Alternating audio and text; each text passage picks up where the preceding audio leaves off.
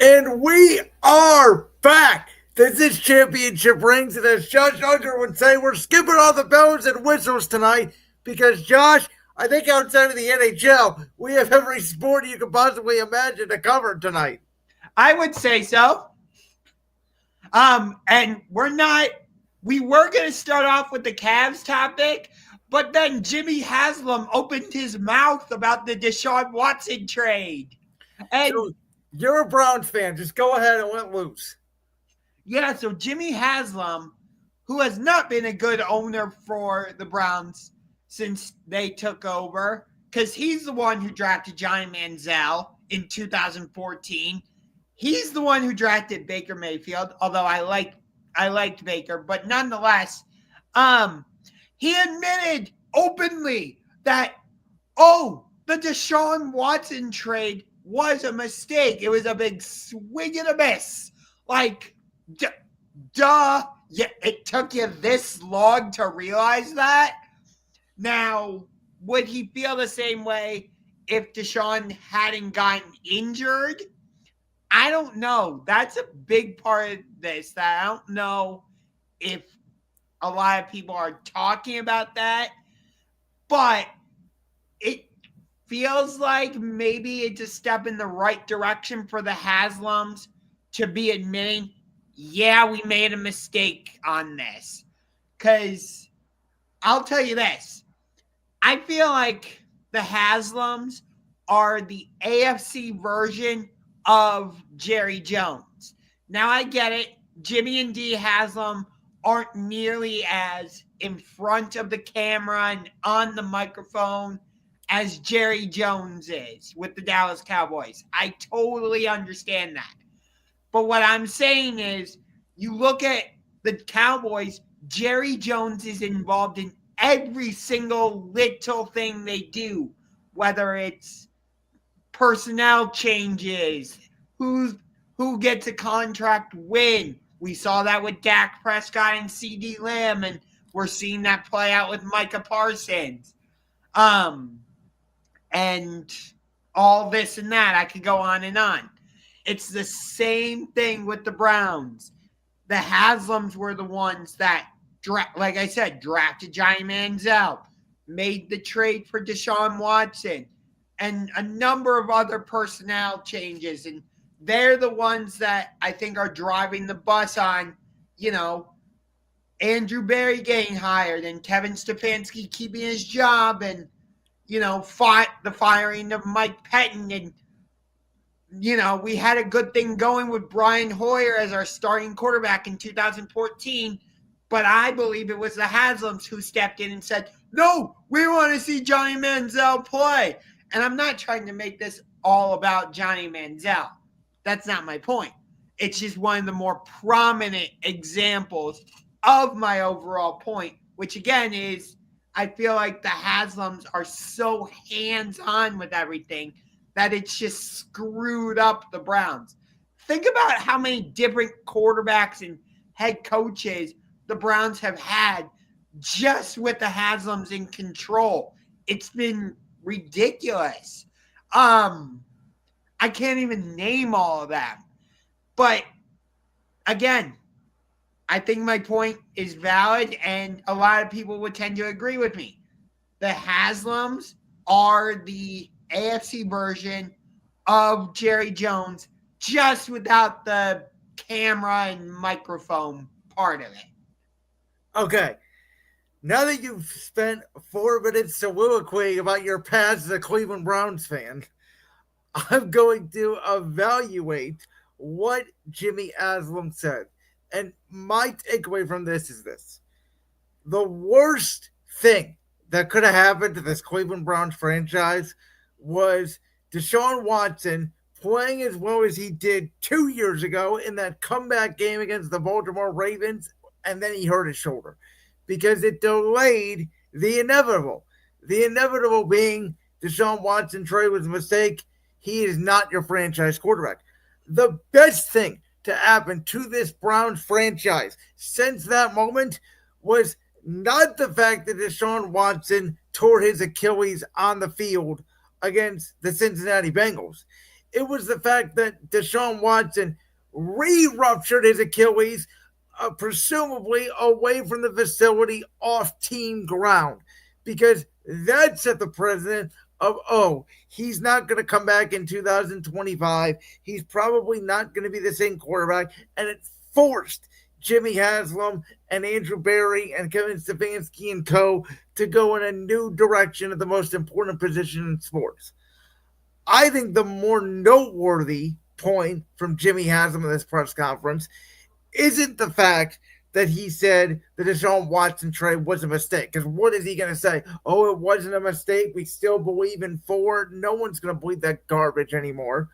Absolutely not. I fully agree with you on that one, but continue. The most notable point he made was when he said, we can wait on a quarterback. I do agree with you on that. But, and I know a lot of the mock drafts and whatnot have the Browns taking either Abdul Carter out of Penn State or Travis Hunter out of Colorado, the Heisman Trophy winner. But I'm still believing that they are going to go with Shedeur Sanders. And the reason why on that, circling back to my original point, is we've seen the Browns do this. They took a high-profile quarterback in Johnny Manziel in the first round. They took another high-profile quarterback in Baker Mayfield in the 2018 draft. So the Browns have a history of that. And with Shedeur being in that high-profile quarterback category, obviously not in the same manner as Baker Mayfield and Johnny Manziel, but I think you get what I'm saying here. Well, you just answered your own question, because here's the thing. I agree with you that this could be all smokescreen, and we don't know what to believe at this point in the draft. I think the only thing we know for certain, that anybody knows for certain right now, is that Cam Ward will be selected number 1 by the Tennessee Titans. Which, by the way, I think that is the right pick for them. But I'm just going off of what the Browns have shown me. Well, my point is, you talked about, they went up and got Johnny Manziel, pretty high in the draft.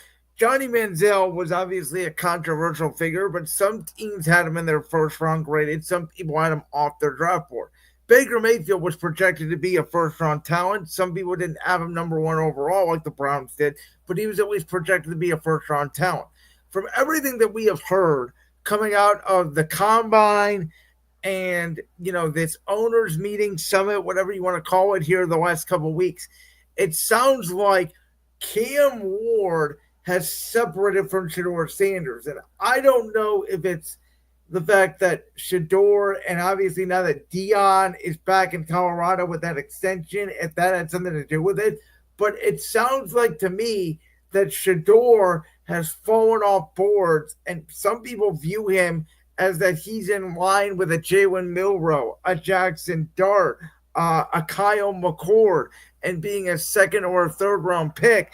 And I do think the fact that Andrew Berry and Jimmy Haslam had dinner with Abdul Carter on the same night that Kevin Stefanski was at Jackson Dart's pro day, to me, you're not sending Stefanski to go watch Jackson Dart if you're locked in on Shedeur Sanders. And I do hear you on that, and maybe I'm reading too much into like the Browns draft history, but I think you do. That is a big component of this discussion. And I know they've had meetings with Shedeur, so I don't think you can just dismiss that. It would be interesting, though, if they take Abdul Carter, because as you and I have talked about, Myles Garrett has been better when he's been paired with somebody on the opposite side. Oh, every defensive lineman in the league is. I have made the argument that as good as Abdul Carter is, and him and Myles Garrett would be undoubtedly, maybe even day one, the best dynamic edge rusher duo in the National Football League. If you don't have a quarterback, you're still not going to win games. But which tells me, if the Browns are taking Abdul Carter, they will take somebody else in the draft, whether it's Jackson Dart, Jalen Milrow, McCord, Will Howard, even whoever. But Kenny Pickett will not be the starter week one. They would have already worked out a framework deal for the Atlanta Falcons. And in my opinion, it would be a mistake because I don't think he has anything left. But I think it's more likely today that Kirk Cousins is your week one starter than Shedeur Sanders. And there's been a lot of, I wouldn't say there's been a lot of smoke about that. I know. There's been more smoke in the past 3 days than there have been. Yeah. And a lot of that, I think, is fueled by that picture that's going around on social media. Well, Kirk Cousins was here last week. I mean, he was at the Chipotle in Westlake, which for those of you that aren't in the Cleveland area, know it's 15 minutes away from my house. That's the picture I'm talking about that's going around on social media, but I think the Browns have denied that it had anything to do with that. They can deny that all they want. Why else would Kirk Cousins be in Westlake, Ohio? Yeah, I know. So, all right. Well, speaking of draft moves, how about this? So the New York Giants, they now have two bridge quarterbacks on their roster, Jameis Winston and Russell Wilson. And they're complete opposites. Russell Wilson is a moonball, sort of conservative, don't turn the football over. And Jameis is Mr. I don't care if there's four guys in the vicinity, I'm going to throw it and hope I make a play. But this tells me, we had the debate about what the hell are the Giants going to do at quarterback if they don't get Aaron Rodgers. This is it. They're not drafting a quarterback to me. You don't have two bridge quarterbacks on the roster and then draft another one. They may take a shot at someone in the third or fourth round, but this absolutely to me takes Shedeur out of their sweepstakes. Yeah, and we all don't forget Tommy DeVito. Hey, is still in that room too, and he's going to be a camp body more than likely, especially if they draft someone. So I don't see it. Listen, a couple of weeks ago, I was talking about the fact that they do have a left tackle, they do have a right tackle, they have a running back, they have an offensive weapon. Their defensive line is great. I think if the Browns pass on Abdul Carter would join the New York Giants. I think if the Browns take Abdul Carter, Travis Hunter is the most likely pick for the New York Giants. But this was a move to me that said, hey, Jameis is going to back up Russ. We're going to try to win 7-8 games, and we're going to try to save our jobs. I mean, that's the way I look at it. It's interesting that you say that because there was a video, I don't remember how long ago it was posted, but it was Adam Schefter saying, I don't think this takes them out of the Shedeur Sanders. Yeah, and I don't believe that, and I don't know why he would think that. I mean, think about it logically, right? So they paid Jameis Winston, what was it, a 2-year contract worth 20-something million? I think it was $10 million a year, and now Russ has a 1-year deal. I mean, Jameis Winston is not going to be a third-string quarterback. And for the record, I don't think it's a quarterback competition because I don't think Russell Wilson's a backup in the NFL. I think Russ is their starter. I would agree with you. Stephen A. Smith has been saying, the Giants are on the level of the Jaguars in terms of travesty in the NFL over the past few years. Oh, he's wrong. He's actually on the level. They're actually on the level of the Cleveland Browns. They've been worse. And at least the Jaguars got to an AFC Championship game with Blake Bortles. That's true, but you look at the past couple of years, both teams have been pretty trash. I don't know about that. The Jaguars won a playoff game. Remember, they came back a couple of years ago against the Chargers, and they were 9-3 2 years ago until Lawrence got hurt. He hasn't been the same quarterback since. Last year, they were bad. Yes.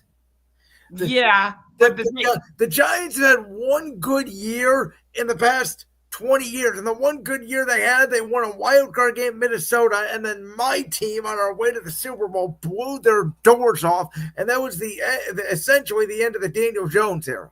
Yeah, that's true. I still remember when he had a wide open lane for a touchdown. That was 2020 during the COVID season. I think it was. I know it was a Thursday night game, week 7 or week 8 that year.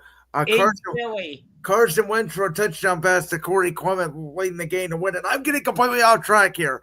The bottom line is the Giants are my rival in the NFC East. I've called them the Browns of the NFC for years because that's what they are.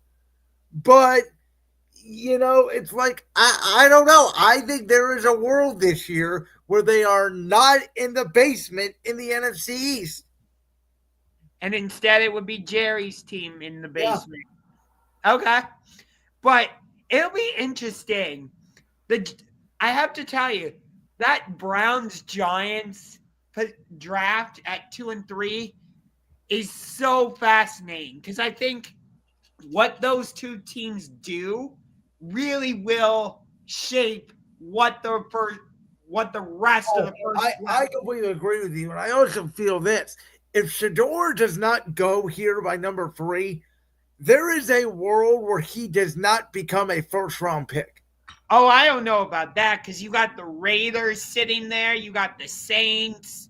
I don't think the Saints are taking a quarterback. I think the Saints are in full tank mode. I don't. They have not had any meetings with any quarterback. The Raiders, it sounds like they could be a surprise team, but it sounds like to me they're all in on Ashton Gentry, the running back at Boise State. If they do that, though, who's going to be their quarterback? Who do you think? Not Gardner Minshew. Your guy. Oh, right, Gino. Silly me. Silly me. Wow. I forgot about it. I forgot the Raiders even traded for him. So your guy is there, and it sounds like with Pete Carroll and Chip Kelly's history, they don't want to go Shador. I think Shador would be a great fit in Vegas. Sounds like he's not going there, though. Yeah. So I don't think he'll fall out of the first round, though. Somebody will take him. All right, well, let's talk about these rule changes that were adopted today by the National Football League. And actually, one of them I actually don't like, and it's the one that you would be surprised at because it's not the tush push. Okay. Well, first of all, I think it's stupid that the NFL is seriously considering getting rid of the tush push. Well, it's gonna happen. Sadly, it is gonna happen. This thing got tabled to May because the NFL is gonna ban it in May. I would bet significant money that you will not see a brotherly shove during the 2025 NFL season. It doesn't matter because the Eagles will find another way to invent a creative play, and they'll still get yards on a QB sneak. But Howie Roseman today was very adamant and went into that room and defended the brotherly shove and said, there is no statistical evidence. Nobody has ever got injured on the play. And the NFL immediately clapped back and said, well, there is going to be an injury one day. And when that injury happens, someone's spine is going to shrink. It's basically what they said. Yeah. So that tells me the NFL was like, we don't give a rip. We are going to find a way to ban this play. Yeah, and it's all because of the Green Bay Packers. They're the ones that put this on. Well, the NFL has been trying to do it. The Packers just jump-started it. I told you this like a month ago. The funny one to me is Sean McDermott is out here going, it's a dangerous play. Bro, you run the same exact freaking play. Yeah, and the Bills are oftentimes more successful than the Eagles with the No, that's not true. Do you remember the AFC Championship game? Because all they do is run their version of it, the bobsled to the left. Philly has, by the way, they have a offset tackle sweep to it. They have a pass off it. It's not just the brotherly shove. We have a full formation of plays that we run off of it. Yeah. So, but I want to go to the overtime rule. This is the one. You may disagree with me, but I hate this rule. And really, I hate it. And let me explain to you why. Yes, please. The NFL is a violent sport. We all acknowledge that, right? We all acknowledge that for 60 minutes, these guys are putting their body on the line. I didn't like the rule when they had, if a field goal gets in, you get the ball back. And if, the team scores a touchdown or a defensive score, the game is over. I think overtime in the NFL, in the regular season, postseason's fine, they can both get the ball. In the NFL regular season, overtime should be sudden death. We don't want these guys who have already been for 60 minutes or more going out there playing another possible 10 minutes just to tie, which now the likelihood of a tie, in my opinion, is more likely if both teams are going to get the ball, especially if they both score. And on top of that, there is data out there. You can look it up. Statistically, a team that goes to overtime in the NFL regular season the next week, more often than not, definitely does not cover a spread and Okay. and loses. So I do hear you on that, but at the same time, like at the start of every game, you do the coin toss, heads or tails, and that's how they do it at the start of overtime too, heads or tails. Why are you punishing the team that lost the coin toss? Both teams You're win. not punishing them. They can make a stop. It's their job. It should be sudden death. I don't want to punish anybody. If It I feels win, like you are though. no, I'm telling the defensive team make the stop and go score. I think it should be the first team to score. So whether it's a field goal or a touchdown, Whether it's a safety, whether it's a 1 point run out of the back of the end zone, make up the score. Whoever scores first should win the game because we don't need these guys playing 70 minutes of violent war, especially let's say they go to overtime on a Sunday night or a Sunday game and they got to turn around and play a Thursday game, for example. We already know Thursday night football, statistically, the product isn't as good because these guys don't have enough time to recover. yes. Now we're gonna add the likelihood of them playing more minutes because it's more likely that these overtimes are going to take the majority of the 10-minute period when both teams are guaranteed to get a possession. And I do hear you on that. I fully, I'll say it like this. I agree with you about the health and safety aspects of what you're saying. So, to me, if you did all these changes to potentially ban the tush push, you're changing the kickoff for safety reasons. This to me is a safety hazard.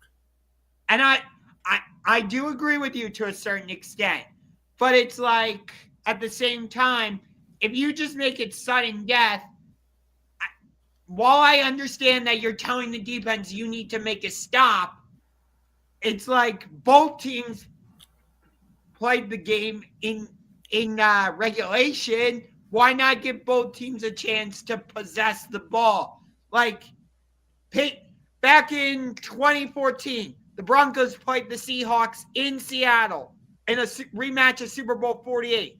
Game went to overtime. Seattle got the ball first. They drove down the field. Marshawn Lynch scores the game-winning touchdown. Peyton Manning, Death, game over. Because Peyton Manning didn't get a chance to touch it because the Broncos. But that's the Broncos' fault. I mean, that's the way I look at it. That's your fault. Make the stop. But you're going to punish I'm not punishing the Broncos. The Broncos could have made a play. That could have been a different game. But it's like both teams went to overtime. So yeah, both teams went to overtime. Seattle scored. That overtime is literally in the name, right? Overtime. Right. It's like in soccer. The only thing I know about soccer is overtime is they start it immediately. Whoever scores, they don't stop play. It's just bait, sudden death. Whoever scores, scores. No time limit. Game over. That part, hockey's like that too. By the way, right? I know it's a little bit different because obviously both teams, and I know the game is different, but if you score, you don't say, okay, other team, you get to go down the ice and have, shootout style, even though we're still in overtime to go match it up. That part is true, yes. In the NHL, overtime is sudden death. I will give you that one. So, and here's the other thing. So they say that, this kickoff rule now that they're doing, right? That pushing it back to the 35-yard line is going to increase kicks. And the likelihood of it is that 70% of touchbacks or kickoffs, now, are going to result in returns. I don't think there was. I've said this last year. You probably remember me saying this. I don't think there was anything wrong with the dynamic kickoff itself. I thought the idea was there to get more returns because when we actually had returns, the kickoff was working. Instead of moving the touchback to the 35-yard line, because these guys have such big legs and once you're going to pooch kick it, which means every kick is going to look the same now, instead of moving the touchback up 5 yards, I would have put the kicker back 5 yards. I I kind of enjoyed the dynamic kickoff. It showed that the NFL watches the other leagues. Yeah, you and I were the only two people in sports media who didn't completely dismiss this kickoff. Yeah, and I enjoyed watching it. And like you said earlier, they're doing this because I think they're partially doing this because of the whole safety aspect of it. I never understood how the kickoff was a non-safe play. I understood the onside kick. I never understood the kickoff being unsafe. I don't know. I understood the onside kick because guys were so close together. Theoretically, you could get smashed, which we'll see if they ever do change the idea of you get a 4th and 15 or a 4th and 20 instead of an onside kick. That's probably coming here down the line in a year or two. But I believe that was on part of these meetings, but it got tabled. It got tabled. So I don't know. I don't see how you're going to force more teams. I know 35-yard line is really good field position, but what are kicker or punters going to do now? Is every kick going to look the same where they're going to pooch kick it into the landing zone? That might be what they do, yeah. The other rule, did you see what they're doing with measurements now? I do, and I'm a technology guy, but this is stretching it a little bit. There's something I like about the chains.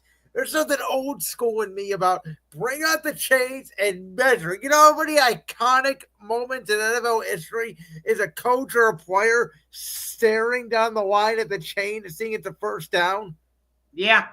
I mean, they're not going to be dismissed. Like, that'll be, I believe, a secondary option, they said. If the technology fails, and who knows how accurate this technology is. It kind of reminds me of AI and ChatGPT. Like, it's here all of a sudden, and I think it's here more. And I know that UFL has used it, and they're trying it out, and I get it. But I don't know. That's a wait and see for me. Yeah, I agree with you. It's crazy how, like, we don't even know what the schedule is for the NFL. I'm going a little bit rogue here, but just stick with me. It's crazy how we don't even have a schedule yet. We're in that kind of weird part of the... We got 3 weeks till the draft.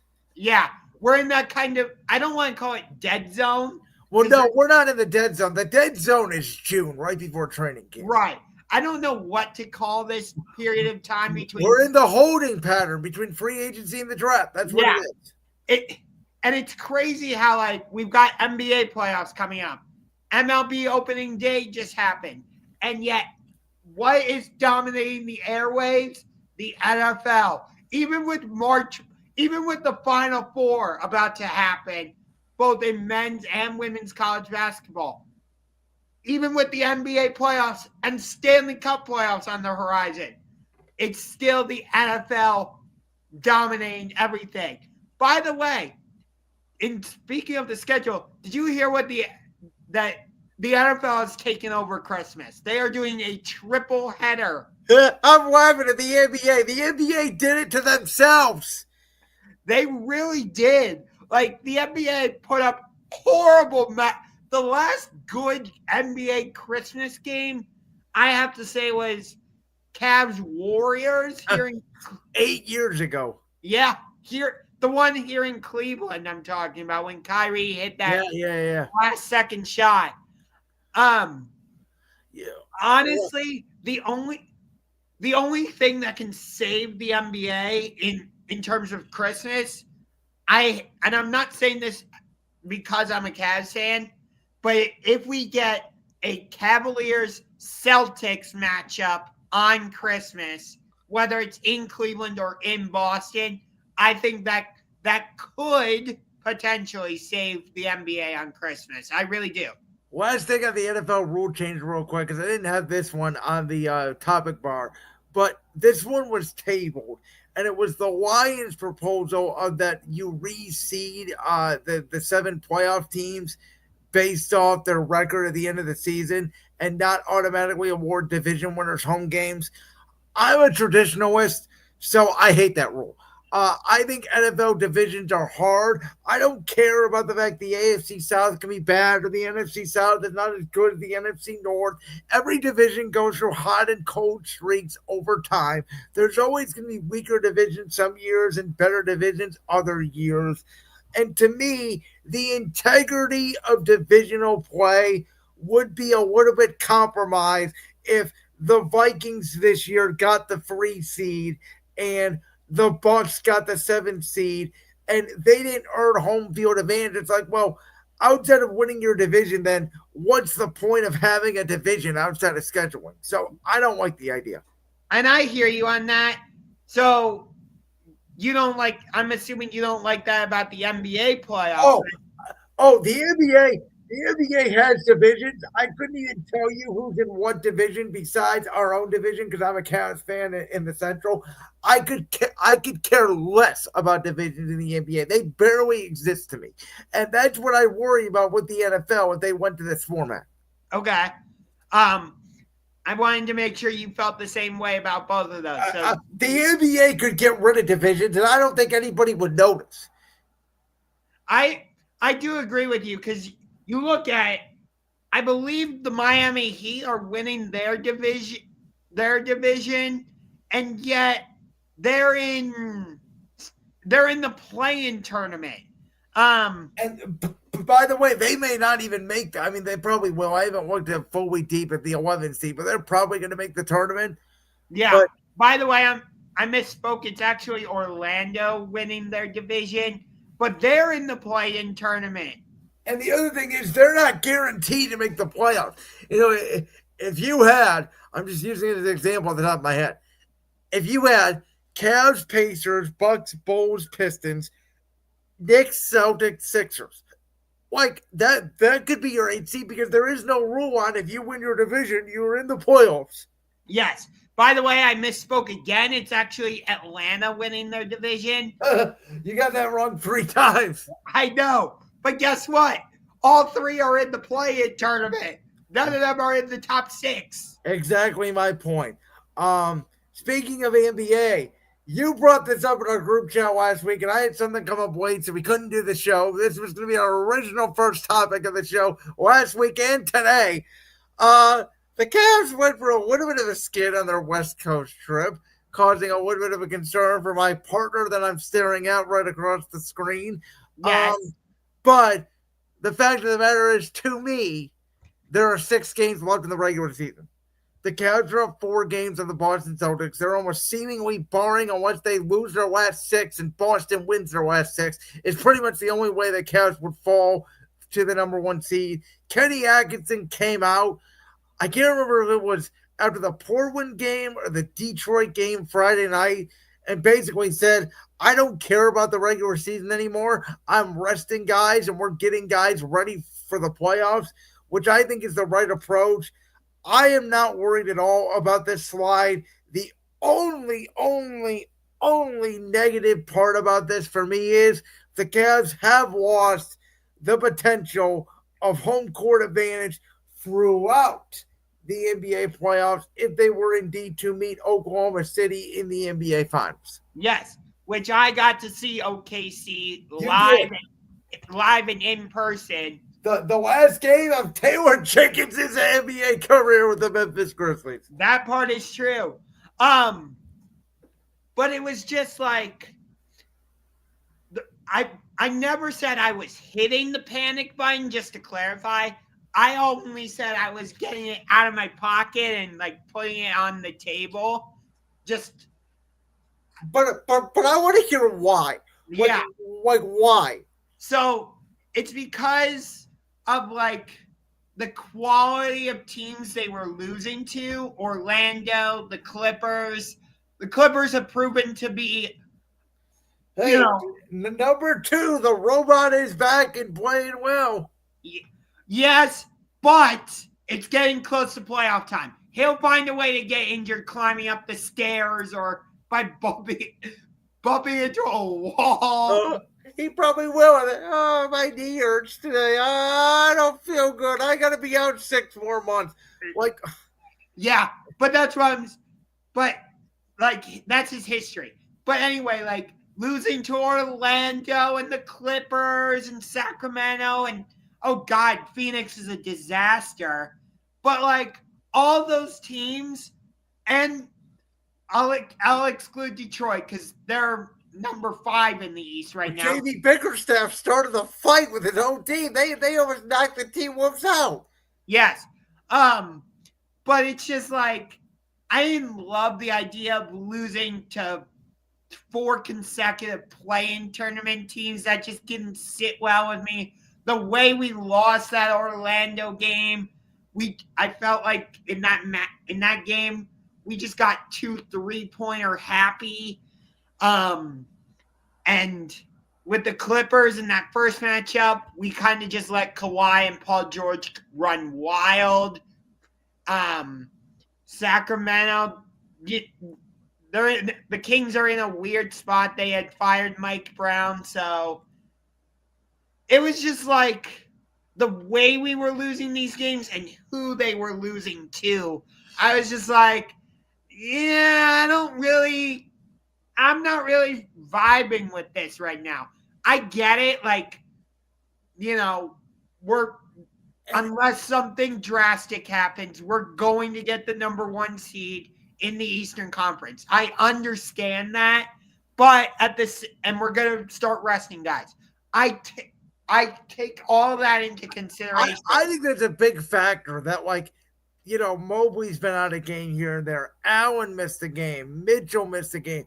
They have not played full and whole with everybody, on the court in probably a week and a half. Yes.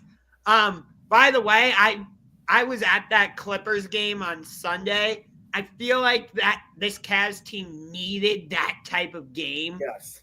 And I think they do have this weird, like, we can turn it on defensively and go on the Avalanche and, do a Golden State Warriors thing and outscore you 15-0 like that, and it can be over.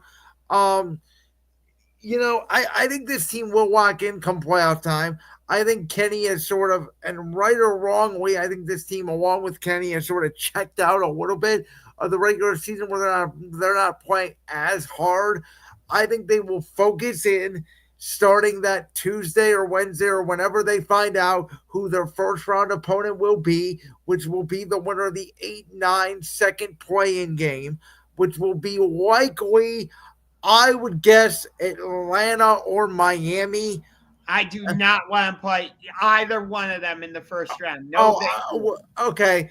I'll put another Dr. Pepper bet here that the Cavs will lose no more than 2 games before they reach the Eastern Conference Finals. I don't know. There's just something about going against Trae Young. And I'm like, no. That little twerp who we can put Evan Mobley and Jared Allen on and destroy him and play off basketball when the rules are different. Yeah, I'll take my chances. We lost to the Hawks in the play. I don't care. We lost to them 3 years ago before we had Donovan Mitchell. Like, we had Donovan Mitchell when we got to the play-in tournament against the Hawks. No, we didn't. That was the year after. Was it? That was the Colin Sexton year when Sexton got hurt. And we faced them off. Atlanta got to the first round. They got demolished by, it might have been Milwaukee. Or no, that was Miami. That was 22. That was when Miami made the Eastern Conference Finals against Boston. Then that offseason in September, we trade for Mitchell.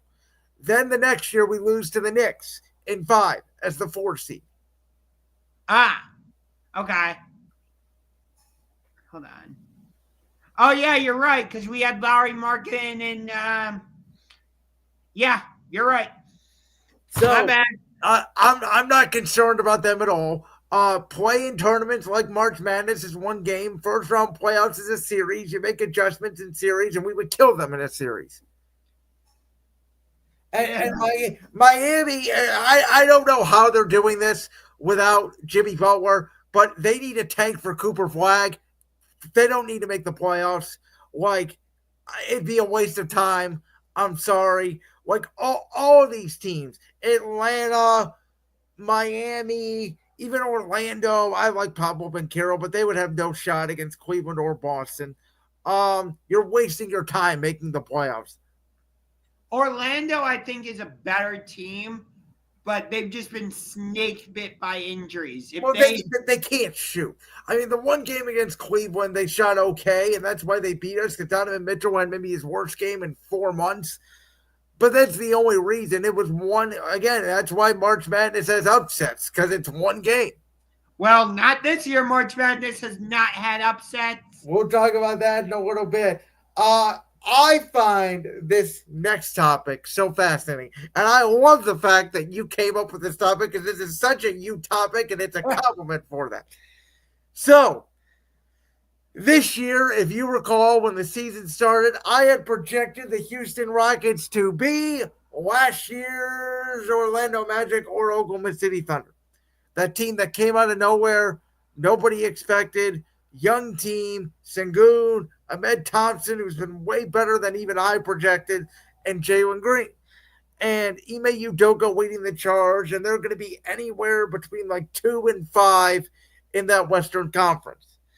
Meanwhile, the Detroit Pistons picked up who I called the worst head coach in the history of basketball as their head coach, and have went from one of the worst seasons in NBA history with what's his name? Monty Williams is the head coach who I thought got a bad rep in Phoenix. Turns out he didn't know how to coach.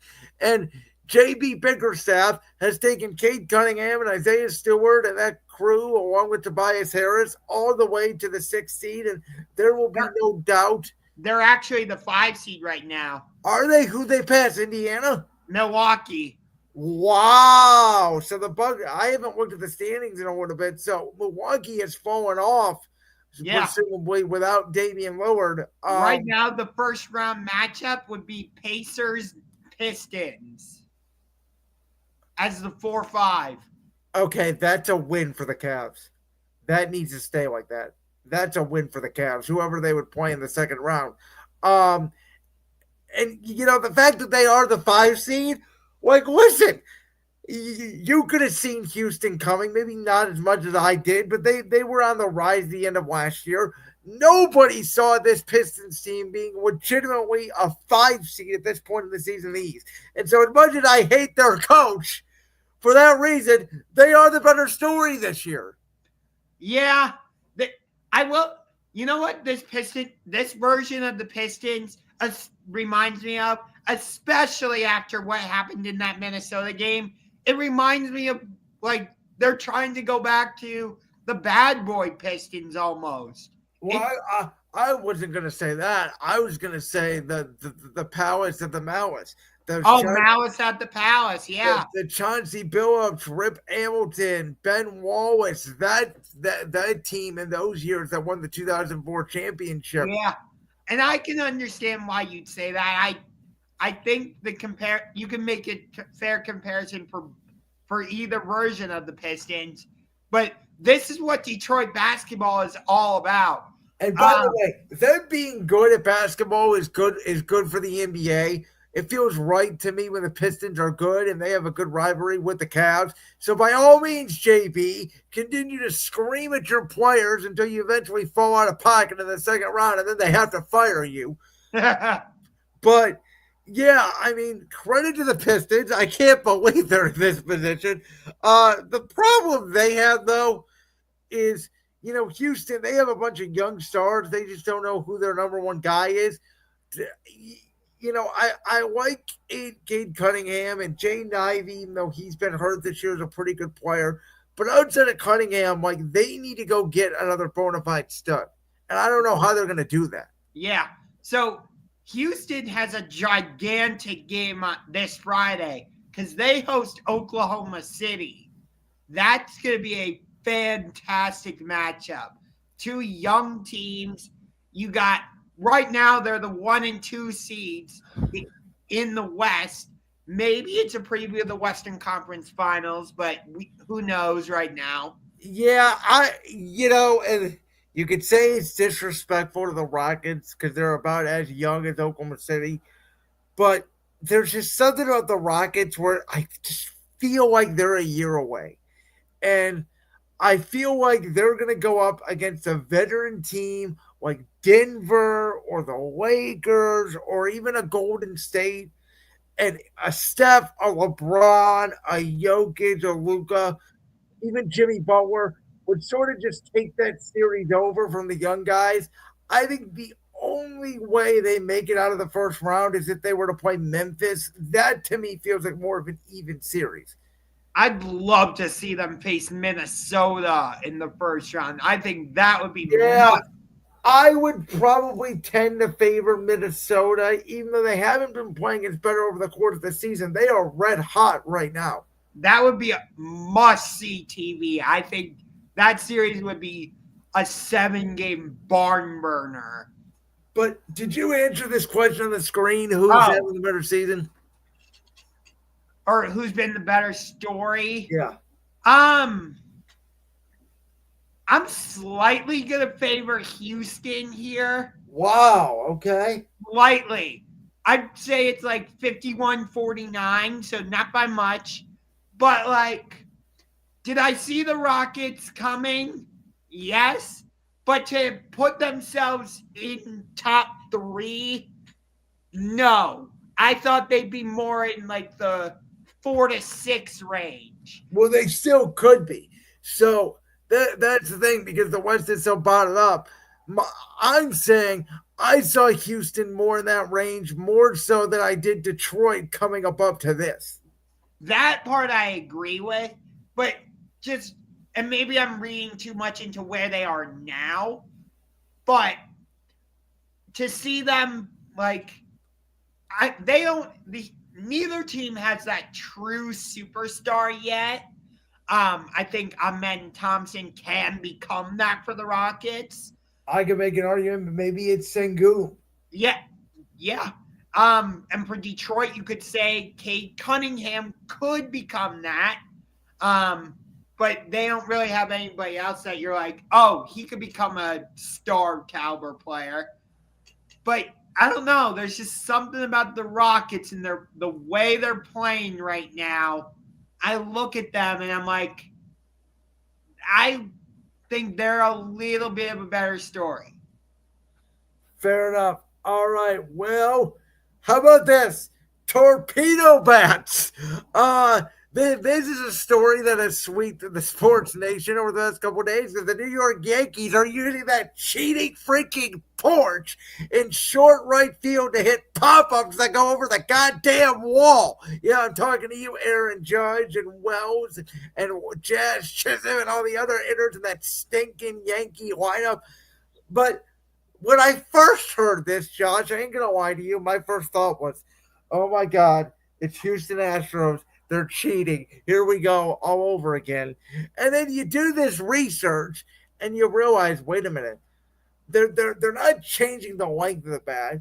They're not changing the weight of the bat. All they're doing is distributing the part where the ball hits the bat the hardest from the label, the bottom of the bat to the middle of the bat. So then when you swing, most forcible contact with the wood is on the base of the bat, which theoretically means the ball travels further. And it is the Yankees, and it is in that stadium. They have not played a road game yet. I know they have 15 homers in 3 games or whatever the number is, but I don't know. I'm kind of like, you know what? I know like a Twins catcher, I think, used this the other day and went 0-for-4. So I don't know. I think the Cincinnati Reds used one, and he hit like 2 home runs or something. I think we got to see more data on it. I don't know. I'm not gonna make a big stink about it. And they were facing the Brewers. Like, it's not like they were facing the Dodgers or the Red Sox or Houston or one of these high caliber teams. Like, Milwaukee's more of like a middle of the road type team. Yeah, I would say this year they are. That NL Central is certainly wide open for debate. Um, was it? I thought the Yankees were going to fall off a little bit this year because they're missing Garrett Cole early on. Obviously, it doesn't look like it, but it is also April. Stats are all inflated here. We've only played 3 or 4 games to start the season. Like, I don't know. I think it works for some players. Aaron Judge said he tried it and didn't like it. So, Yeah. And I think it'll work for some ballparks, not all. Like, I don't you look at Oracle Park out in San Francisco, for example, I don't think the torpedo bat would get a ball out of there. It's so hard to hit a home run in well, San and Francisco. that's the thing. The home run Wells hit the other day to lead off for the Yankees would not have been a home run in 29 other ballparks. Well, it might have been a home run in the minor league ballpark that the A's are playing. or I believe aren't the Rays in a minor league ballpark now because they're rebuilding Tropicana or they're doing something after the No, hurricane. well, no, they're not rebuilding Tropicana. That deal fell through.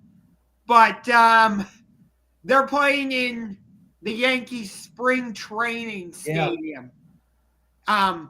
It's kind of sad that we have the A's and the Rays both in this situation. I'm telling you what, when the Yankees and Dodgers go there, go to your favorite betting site and bet Shohei Ohtani and Aaron Judge and runs at that ballpark. Yes, and neither one of them will have to use the torpedo bat. Oh man. Oh, it'll be hilarious. You know what though? I have 4. Like I talked about this. We talked about this a little bit. Baseball, I think. Listen, we talked about the fact that the WNBA maybe is obviously on the rise and couldn't surpass baseball. All of a sudden, baseball has made all these rule changes, and I'm sorry, but I think the sport of baseball is making a comeback. It very well could be. You know, it's interesting that like torpedo bats are all the rage because don't you remember back in like what was it, the early 2000s or whatever? People were putting cork in their bat thinking that would make a difference. Oh, I've always said, and this may be my most controversial statement I will ever make in life, baseball is better with cheating when you don't get caught. Give me steroids, give me torpedo bats, give me tar, give me all of it. The funny thing is, the corked bat actually did the opposite of what the players wanted because the cork ended up acting more like a sponge and absorbing the energy. And instead of hitting a home run, it probably turned into more of just a regular flyout. And for the record, I don't want to see back to back to back to back to back dingers. I think baseball is at best when you get base hits, when you get doubles, when you get stolen bases. Then you get the big dinger where it's like, I like baseball when there are people on the move. So the Yankees hit 9 homers the other day. They scored 20 runs. All that's fun and cool. But you know what? By the 3rd inning, you're like, this game's over. I don't need to watch this anymore. Yeah. Yeah. Baseball, to a certain extent, like, can get boring. That's why, and I was against banning the shift. I thought the shift was a brilliant strategy, and I thought it was up to the hitters to figure it out. But you know what? It really has opened up the game. It's opened up that first to third. I always love that drama when you get a base hit and the guy goes from first to third. Like there's something about baseball base running that I love the drama of it. The one thing I don't love with baseball right now is that silly ghost runner at second. Like, yeah, I don't love it either. I do think, and I saw it in spring training where they have the new technology now, sort of like the NFL, where you can challenge a ball or a strike call. That's going to be implemented, I think, here or sooner rather than later.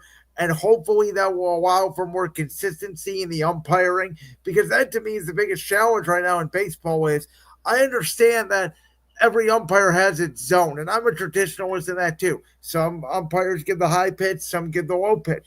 But the problem is they are way too inconsistent now at what they call. yeah.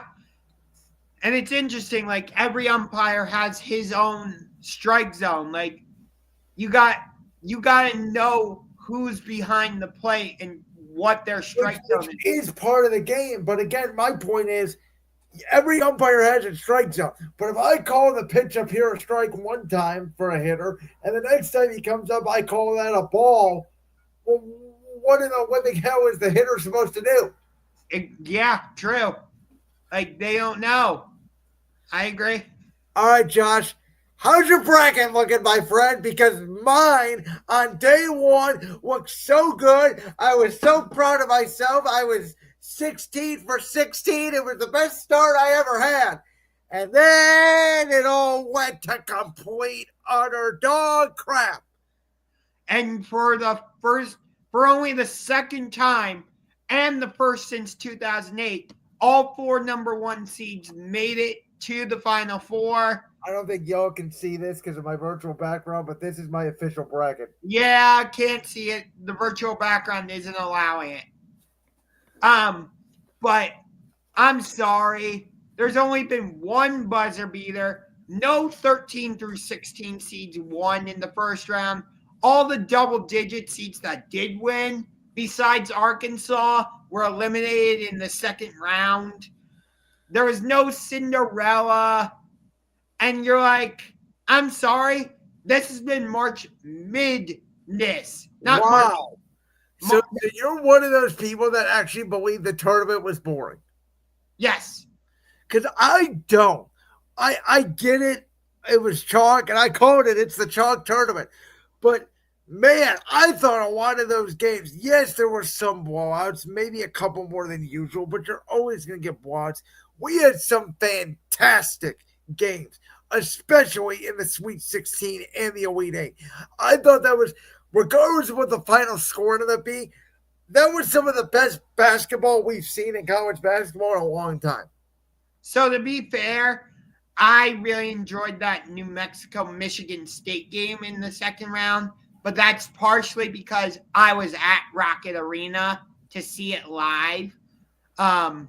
I was hoping Michigan State and Alabama would meet in the national championship since they won their second round games when I went, but obviously that didn't end up happening. My favorite game so far of the tournament was that second round game between UConn and Florida. That felt like a national championship. Yeah. And I'm like, how are we getting this in the second round? Like, these are two fire, or I forget what the exact word is, but two of the prominent brands, I guess. Blue Bloods. Yes, Blue Bloods. Two of the, like, firepower, two of the biggest firepowers. I can't think of the exact right term, but you know what I'm trying to say. Yeah. So my favorite was the Sweet 16 matchup when Texas Tech came back against Arkansas. I was pleasantly shocked that Texas Tech came back and the way they did. I mean, that was thrilling television. But as we head into the Final Four, like I said, my bracket's destroyed.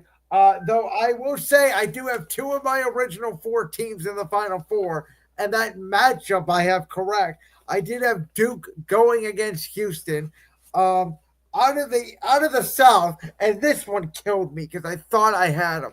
I didn't know if I had them to win, but Friday night in the Sweet 16 with 10 minutes to go, Michigan was up 7 on the Auburn Tigers, and I had Michigan plus 8.5, and I had the Michigan money line in my bracket, and I thought I felt so good about that pick. And Pettigrew for Auburn, not even Broom, Pettigrew goes on this tear where he can't miss, and Michigan all of a sudden forgot how to play offense, and you look up and they haven't scored a field goal in 7 minutes. I was hoping Michigan would win that game to set up a Michigan State showdown. Oh, that would have been so good. Why did Michigan? They had such a good thing going with those two bigs rolling to the basket, knocking down shots, dominating the boards. They could not score, and then they couldn't stop Auburn. I didn't understand it. Yeah. Auburn ran the same pick and roll over and over again. It was the same. Let me tell you something else. I was screaming at my TV on Saturday night at the Florida game because Florida couldn't stop the pick and roll. Yep. They ran the same play to Toppin over and over and over and over again. And finally, if it wasn't for that kid, the Florida point guard, I'm forgetting his name, Walter Clayton. When he goes in the free throw line and they're down 2, and I'm saying, yes, put it up. He dribbles it back out. I'm going, what are you doing? The next thing I know, he's popping a 3. Bang! Florida survives. Yeah. You're talking about the game against Texas Tech. Yeah. Yeah. So I do have Duke as my national champion. That was my pick before the March Madness bracket. So you're going with the Gators. Yeah, I'm going with the Florida Gators. Do you have them facing Duke or do you have them facing Auburn? Or Houston, I mean, I'm sorry. Yeah, because they're facing Houston in the SEC. Well, not the SEC championship in the final. Florida is facing Auburn. Yeah, Duke that's what I mean. Houston. Yes. I was trying to make a little bit of a joke there because Florida and Auburn are both in the SEC, but whatever. In my official bracket, let me double check. I believe I have them facing Duke. So I had my Final Four. I had Michigan against St. John as the other matchup. St. John killed me. They just decided not to know how to shoot against Arkansas, and that was all she did. Yeah, and also, why did Pitino leave Richard Lewis on the bench? Because Rick Pitino just wants to screw with everybody. Yeah, you're right. Rick Pitino. I was thinking of his son, Richard Pitino, who's leaving New Mexico to go if anything, the one Cinderella in this tournament was New Mexico. I mean, unbelievable. How about Colorado State, too? And that game with Maryland that came down to the wire. Yeah. So here's the thing, too, though. I do think that because of NIL and because everybody, we've seen the SEC now more dominant in college basketball where the Big Ten is taking over college football. I do think that, unfortunately, and I do miss having one Cinderella. I do miss a Sister Jean or a Butler or a Grand Canyon in here. Or a St. Peter's. But I do think this is going to be our new normal. Maybe not all 1 seeds. Maybe we'll have 1 or 2 Cinderellas like we could have had this year. But I think we're going to be seeing more blowouts in the first round and less upsets than we typically do going forward. Like, for example, I had Akron being this year's Cinderella. I had Akron beating Arizona, and my God, they got beat by about 50. Yep.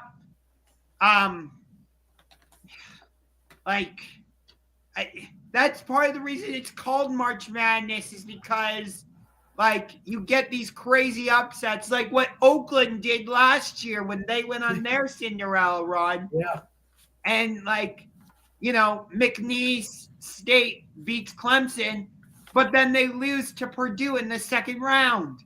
Or, I thought Yale could repeat what they did last year against Auburn when they went against Texas. Yeah. Nope. Drake upsets Missouri. Guess what? They lost. Yeah. So it's for me, that takes some of the magic out of March Madness. It does, but I think this Final Four will be fantastic. And the last thing I will say to this is, regardless if they win the national championship or not, which I think they will, and for the record, I think if this Duke team were to play the UConn team in the last 2 years, I think this Duke team would win. That's how good I think they are. I just think they have overall better talent because I think they have what could be the next generational face of the entire National Basketball Association in a kid that should be a senior right now in high school out of Maine named Cooper Flagg. And if this kid, by God, gets drafted by the Wizards, he better go back to Duke. I refuse to let this kid be on the Wizards, the Hornets, or the Jazz. The East needs him, and a big powerhouse in the East needs him. Every star's in the West, and we need this kid to change a team's life in the Eastern Conference, for the love of God. Yep. But unfortunately, he's going to go to a team like the Wizards. Oh God, I can't think of it. Could you Cooper Flag is going to get buried in Washington D.C. with the goddamn Wizards who don't even know their own franchise exists. Yeah, that's true. Yeah, that team is irrelevant. They haven't been relevant since like 2017 at least. Like Philly, Miami, Chicago, skip the play-in tournament. Tank, do what you have to do, please. Or I even beg that for the Toronto Raptors. Or the Raptors. Yeah, and I'm saying East because let's face it, the West has all the stars. I mean, Giannis, I guess, if you want to say he's the best player in the East, I don't even know about that anymore. National consensus is it's your guy, Jason Tatum. Yeah. And then you got Joel Embiid, who's never healthy. You have Donovan Mitchell, who I think is a nice player, but like I don't know if he's the face of a conference. Like the East needs Cooper Flag. Yes, but the East does not want Cooper Flag with the Wizards or the Hornets. And that's the problem. That's why I think Philly, Chicago, or Miami are the free spots. Philly has officially been eliminated, so they're done. I'd be concerned if he goes to New Orleans, because good God, the Pelicans can't do anything right. You know what? The only Western team that I would not be mad if he went somewhere would be San Antonio. Could you imagine Victor Wembanyama, Cooper Flag, De'Aaron Fox on one squad in that conference with the likes of LeBron, Luka, Jokic, SGA, Anthony Edwards, Steph Curry, Kawhi Leonard. Don't forget Chet Holmgren. I mean, dude, the West is ridiculous. Why does the West? This always happens in the NBA. I know this is off topic. I know I'm pulling at you, but I don't care.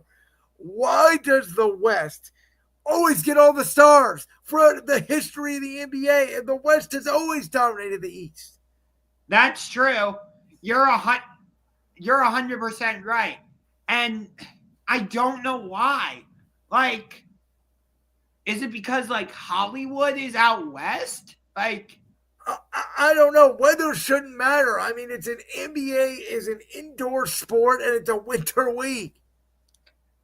Yeah, you're right. You're right about that. But like, New York doesn't have the same draw it used to. No, like again, Jalen Brunson's a nice player. I like him. I don't think of him as the best player in the East. No, he's not.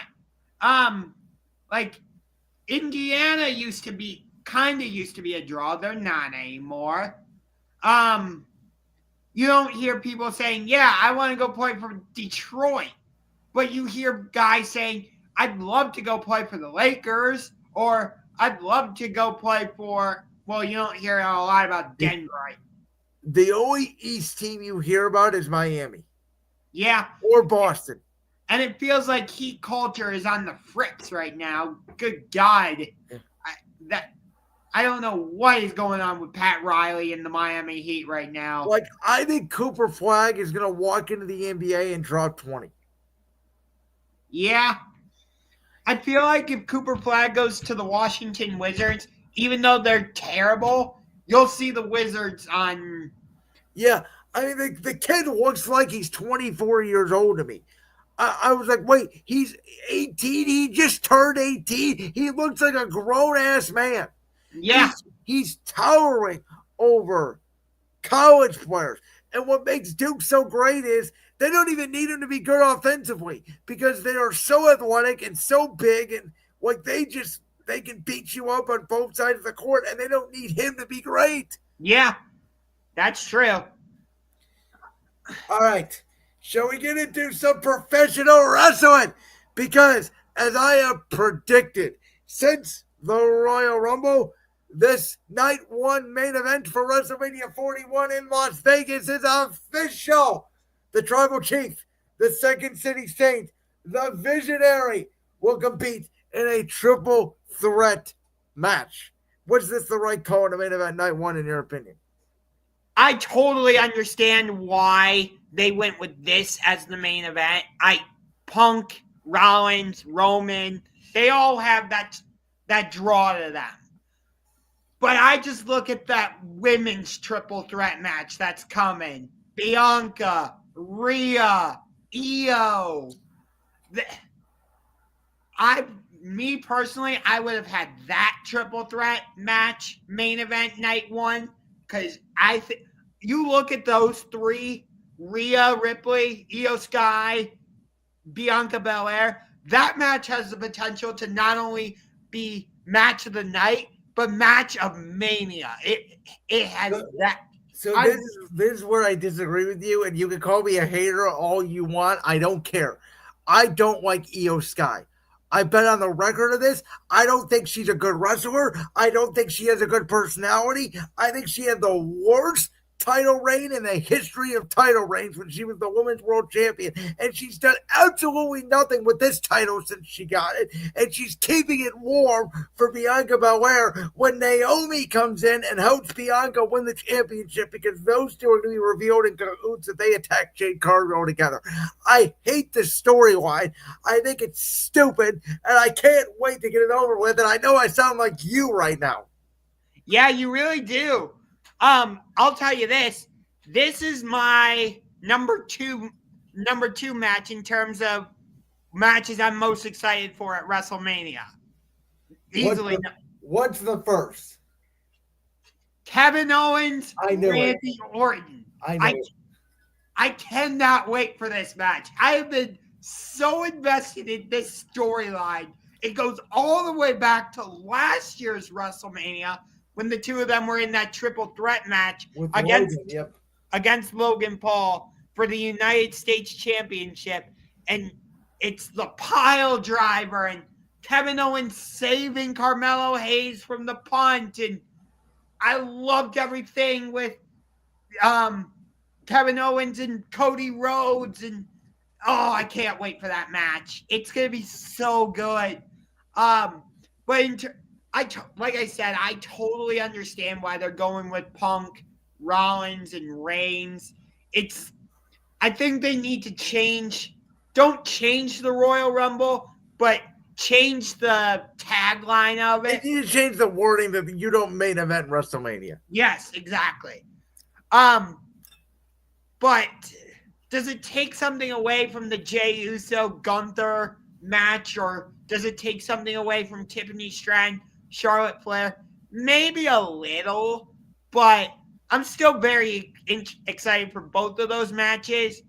But it's so funny. Like, at the end of the contract signing, Paul Heyman says, "Oh, yeah, you're going to main event," and all that. And Punk goes, "But that's not the favor I'm owed." Yes. And I saw this video with all these streamers reacting, and they were all like, "Oh my God, what's the favor?" I'm like, it is so freaking obvious what the favor is. It is right there in front of you. Well, tell our viewers that then. Go ahead. Paul Heyman is going to screw over Roman Reigns, and he will align himself with Punk.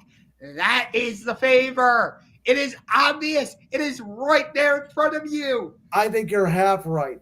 There's another part of this favor. CM Punk is going to not only main event WrestleMania Saturday, CM Punk is going to main event WrestleMania Sunday. CM Punk is walking out of WrestleMania 41 at the end of night 2, your new undisputed WWE champion. It'll be because I could see it. They'd have to add like that. I hate to say it, but that stipulation to the triple. Well, here's the thing. What if they don't? This is what I'm proposing. Okay? Go. Let's say Cody actually beats Cena. And Cena and Rock, they get all pissed off. They lay out Cody at the end of the match. All of a sudden, card of personality plays. You hear Paul Heyman on the mic say, That's the favor. And Punk runs down to the ring with some contract or something, cashes in like a Money in the Bank, picks up Cody Rhodes, like he just screwed him in the front, like he said he was going to do before the Royal Rumble. GTS, and CM Punk is your new WWE Undisputed Champion. By the way, that promo battle Cena and Cody had yesterday was awesome. Chef's kiss. Oh, I feel like because of how highly viewed both of them are, they were allowed to get away with the references they made to both Tony Khan and Vince McMahon. Because there were direct shots at Tony Khan and AEW in that promo battle. Punk has been making them all last week. Yeah, and for some reason, Punk's references haven't really hit. It feels like. Well, that's because WWE fans don't watch AEW. There are Cody fans that came over from AEW to watch him in WWE. That's the difference. Yes. Which I'm surprised, like, Punk hasn't brought AEW fans over to WWE. Because those Punk fans were with WWE with them to AEW, and then those are the same fans that still watch WWE. They're just probably not watching AEW anymore. But that's why I think Cody's AEW shots or the shots at Cody about AEW are hitting more because of what you said. I think because Cody laid out Cena with the Crossroads and he was the one holding up the title, Cena wins. That was my thinking too, but I think there is something to this Punk favor where it's not just that Punk turns on Roman. There is a championship match in there somewhere. And Punk could turn on Cena. I could see that too. So you have Punk going full heel. Yes. And I have Punk walking out with Paul Heyman with the championship at the end of WrestleMania. I could very well see that happening. So to your point real quick about the two triple threat matches, Bianca, Rhea, and Io. So I think that because they're doing this match on night one, the Rhea World Championship match gets bumped to WrestleMania Sunday. I don't think you have two triple threats on the same night. I would guess Charlotte and Tiffany are night one. Jay and Gunther is what actually opens WrestleMania Saturday, would be my guess. Oh, you would. I don't know if you want to have both Royal Rumble winners on the same night. I don't know if that's the right call. So that's why if you go the route you're talking about, maybe you have Jay Gunther open WrestleMania Saturday. That's what I just said. Yep. No, hold on. But instead of putting Tiffany Charlotte on WrestleMania Saturday, you have that open WrestleMania Sunday. You could, but I don't know if you want to do two triple threat matches on the same day. Yes, but I think the two triple threat matches are going to be very different because of the people involved. Like Rhea, Bianca, and Io are not going to put on the same type of... That's true.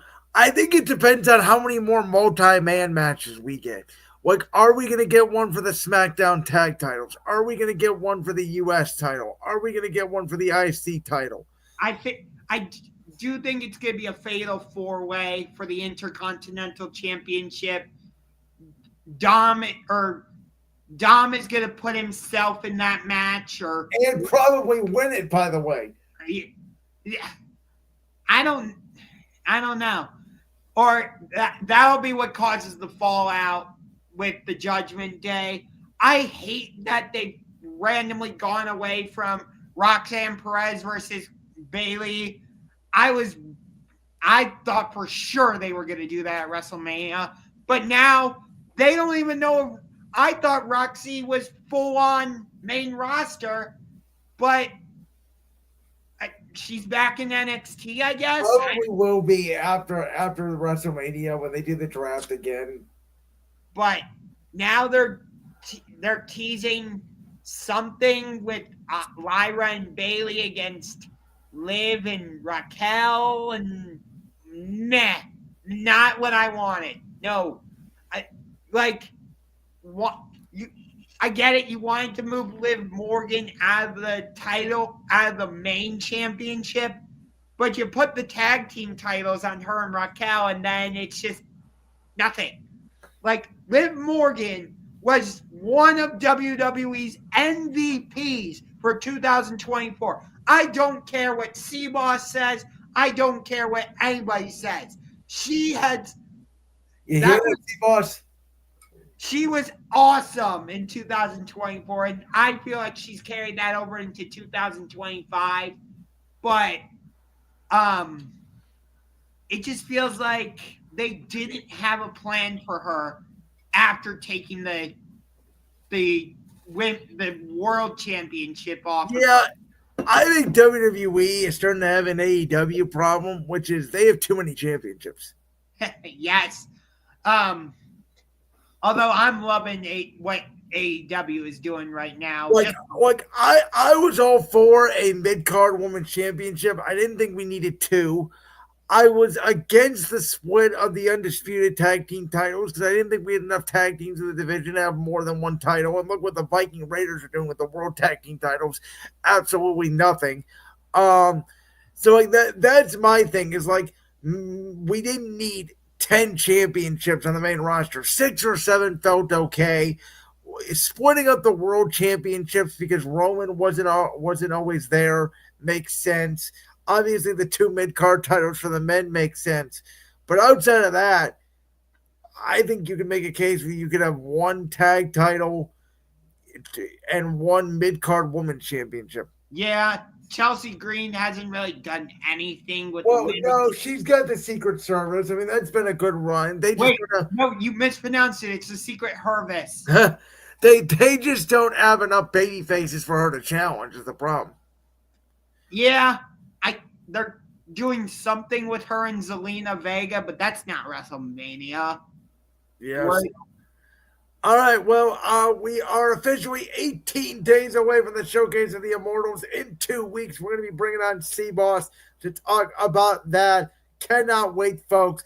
So we got next week's show, and then after that, we have WrestleMania weekend. We will have the NFL draft right around the corner, and the NBA playoffs we'll have to predict. It's going to be a massive 2-3 weeks here on Championship Rings. It certainly is. With that, I hope you all have a great evening. Glad we are back. Josh, you got anything else to add before we get out of here for the night? I think I'm good. All right, we'll see you guys next week right here on Championship Rings. Sounds good.